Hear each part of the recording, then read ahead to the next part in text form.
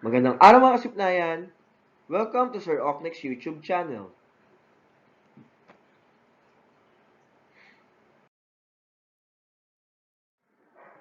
In this video, we will recall the different measures of position and we will identify the percentiles of a given data.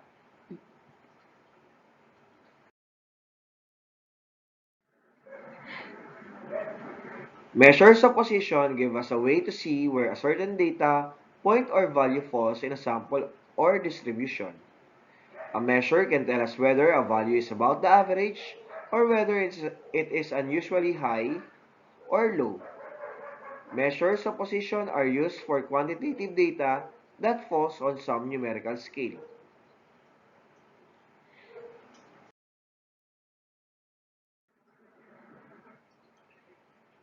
The idea of the median can be associated with the concepts of quartiles, deciles, and percentiles. If the median divides the data into two equal parts, the quartile divides it into 4, deciles into 10, and percentile into 100 equal parts.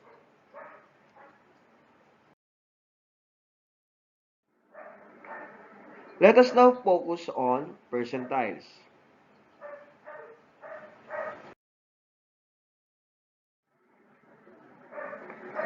Percentiles are the 99 score points which divide a set of scores in 100 equal parts. Percentiles is the most commonly used measure to determine the standing of an individual in a group.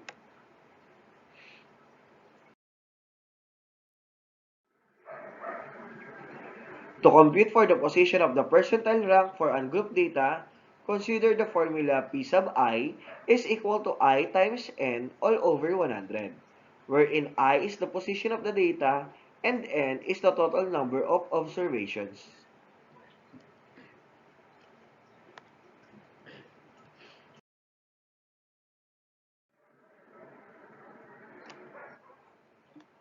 Take note that if the quotient obtained is not a whole number, round to the next larger number.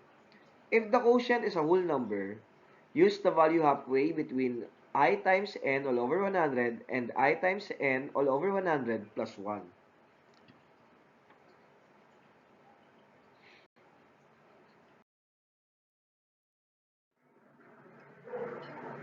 Let us have our first example. The scores of 15 students in Mathematics 10 quiz consist of 25 items. Here are the scores. Find P sub 15, P sub 37, and P sub 79 of the given data. The first thing to do is to arrange the scores in ascending order before determining the positions. The correct order in ascending is this one.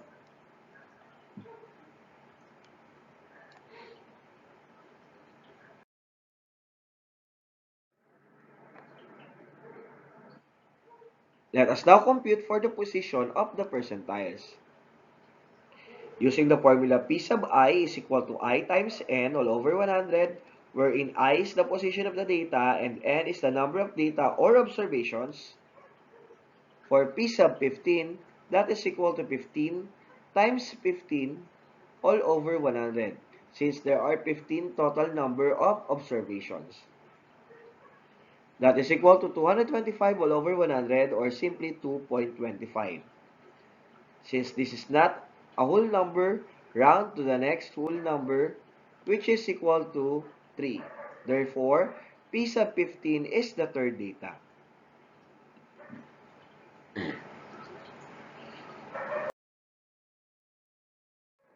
For P sub 37, that is equal to 37 times 15 all over 100, which is equal to 555 over 100, or simply 5.55.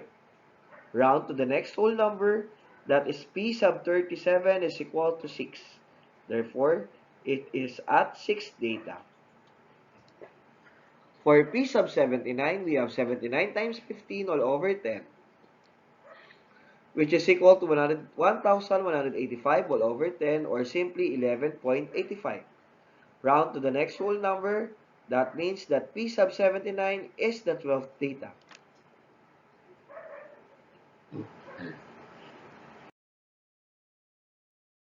Using the results, we can now determine the percentiles. P sub 15 is 12. P sub 37 is the 6th data, which is equal to 14. And P sub 79 is the 12th data, which is equal to 18.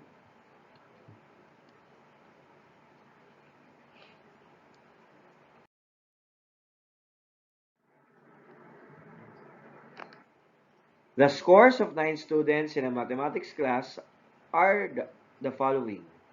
Find P sub 23, P sub 65, and P sub 87. First, arrange the scores in ascending order. The correct arrangement is 2, 4, 5, 7, 10, 15, 16, 17, and 19.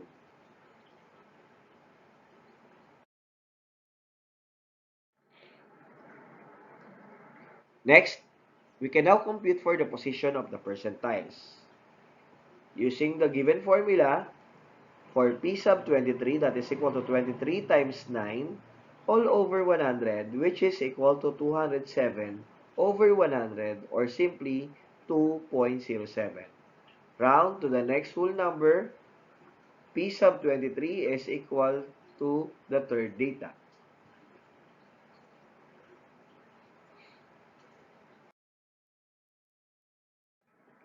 For P sub 65, that is equal to 65 times 9 all over 100, which is equal to 585 over 100, or simply 5.85. Round to the next whole number. That means that P sub 65 is the 6th data.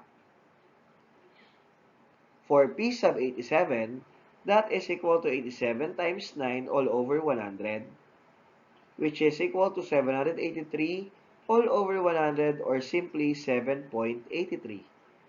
Round to the next whole number. That means that P sub 87 is the 8th data of the group.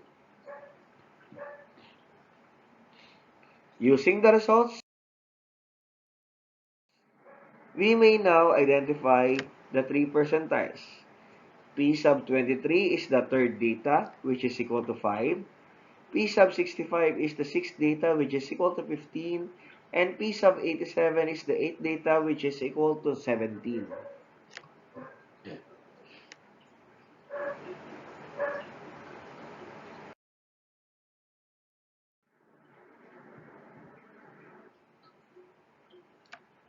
A high school teacher assigns trigonometric practice problems to be worked via net. Students must use a password to access the problems, and the time in and time out are automatically recorded for the teacher. At the end of the week, the teacher examines the amount of time each student spent working the assigned problems. The length of time is in minutes. Find Q sub 1, Q sub 2, Q sub 3, P sub 25, P sub 50, and P sub 75, and compare the results. Let us first arrange the scores in ascending order. This is the correct arrangement.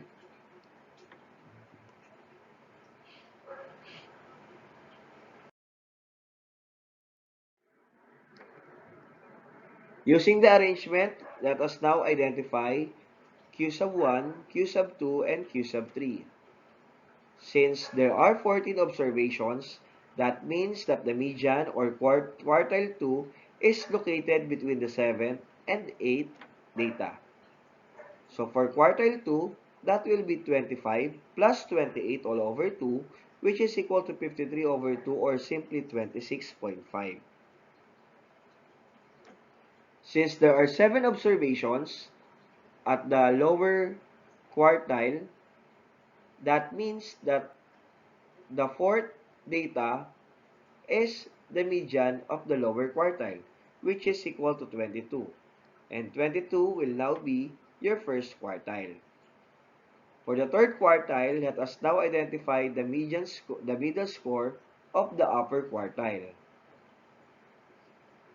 The middle score of the upper quartile is 34. That means that Q sub 3 is equal to 34.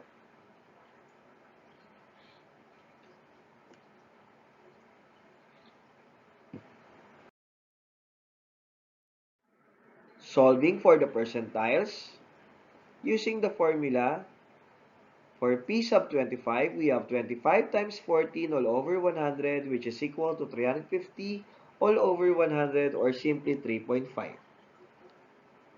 Rounding to the next whole number, that is equal to P sub 25 is equal to the fourth data.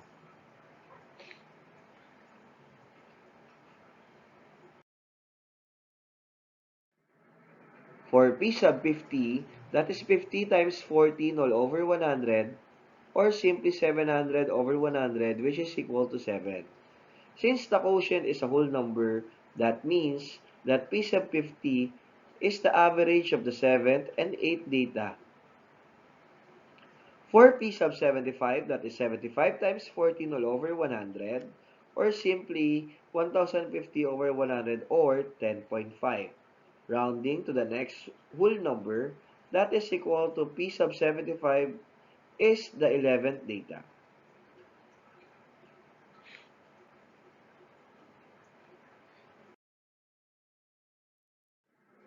Using now the results, we may now identify the percentiles.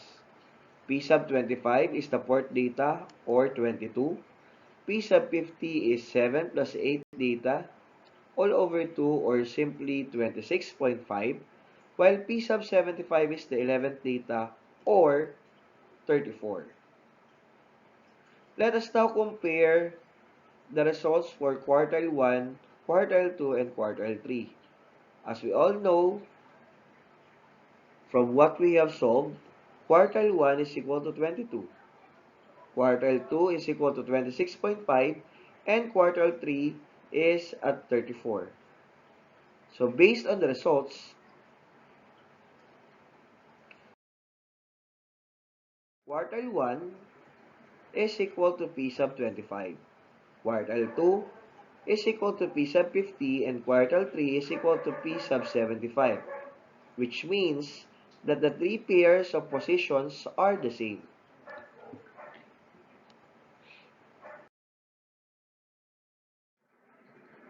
Let us now summarize what we have discussed.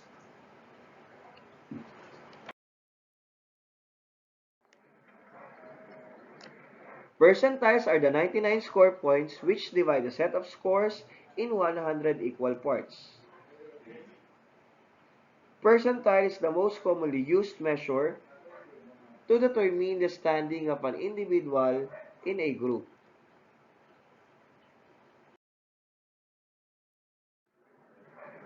To compute for the position of the percentile rank for ungrouped data, consider the formula P sub I is equal to I times N all over 100, wherein I is the position of the data and N is the number of observations.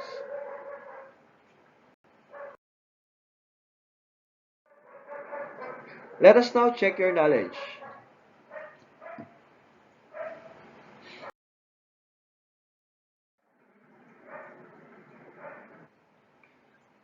Find P sub 38, P sub 59, and P sub 89 of the IQ test results of students of grade 10 Justice.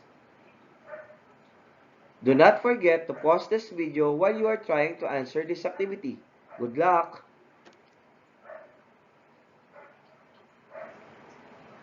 Let us now discuss the answers on this activity. First, arrange the scores in ascending order.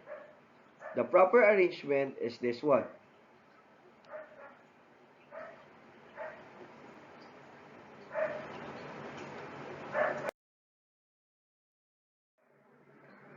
Let us now compute for the position of the percentiles. Using the formula for percentiles, P sub 38 is equal to 38 times 12 all over 100, which is equal to 456 over 100, or simply 4.56. Round to the next whole number, P sub 38 is the fifth data.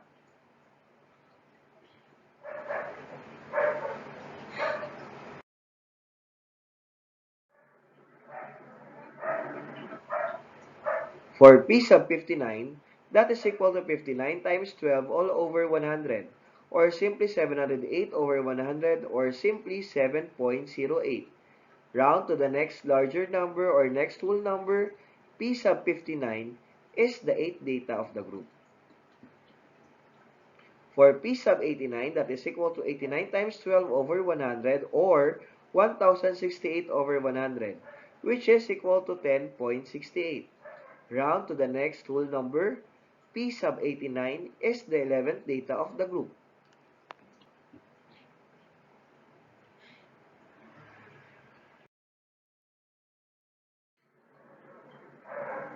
Using the results of the percentile, we can now determine the three percentiles. P sub 38 is the 5th data, which is equal to 115. P sub 59 is the 8th data, which is equal to 119. While P sub 89 is the 11th data, which is equal to 126.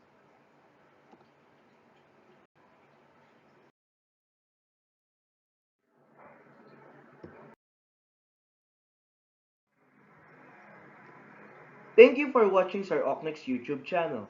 If you think that this video is a big help, hit like, feel free to share, and do not forget to subscribe. Always have fun in learning math. Enjoy learning! Thank you and God bless.